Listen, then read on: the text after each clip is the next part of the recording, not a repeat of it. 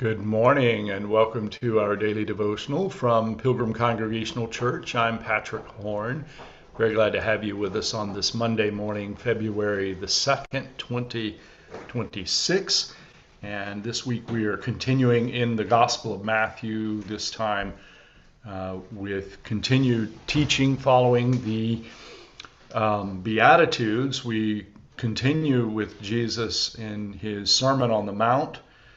And we'll be in verses 13 through 20 of Matthew chapter 5. And it's helpful to remember, I think, that this gospel was written several decades after Jesus' death on the cross, and that it is written for the early church. So it becomes very clear, I think, in verses 13 through 20 of Matthew 5, how helpful and comforting and supportive these words would be to the early church, and thus ought to be to us. So let's read Matthew 5, verses 13 through 20. Jesus continues the Sermon on the Mount. You are the salt of the earth, but if salt has lost its taste, how can its saltiness be restored? It is no longer good for anything, but is thrown out and trampled underfoot. You are the light of the world. A city built on a hill cannot be hid. People do not light a lamp and put it under the bushel basket. Rather, they put it on the lampstand, and it gives light to all in the house. In the same way, let your light shine before others, so that they may see your good works and give glory to your Father in heaven. Do not think that I have come to abolish the law or the prophets. I have come not to abolish, but to fulfill. For truly I tell you, until heaven and earth pass away, not one letter, not one stroke of a letter will pass from the law until all is accomplished. Therefore, whoever breaks one of the least of these commandments and teaches others to do the same will be called least in the kingdom of heaven.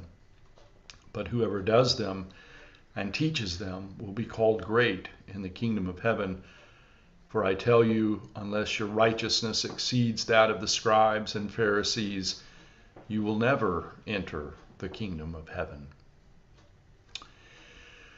Well, I think we can see here, first of all, the sort of comfort and support and encouragement this might be for the early church.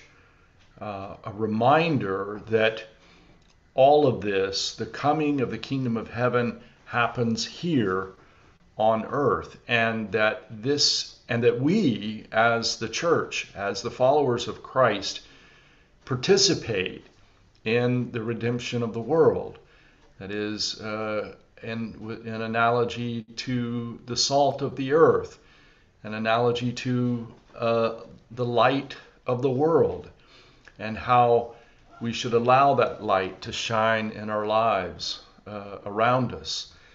And then we have this emphasis on the way, the sort of relationship that Jesus has to the law, to the Jewish law that has been handed down through the centuries.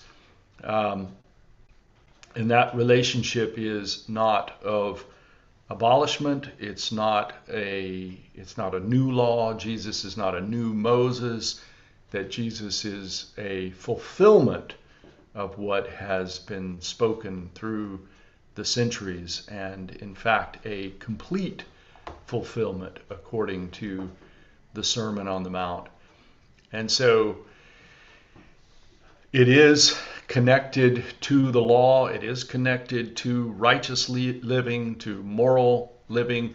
One cannot disconnect those, and yet it is in relationship with God through Christ. It is embracing this one who preaches the Sermon on the Mount that we are able to live in this sort of righteousness by God's grace.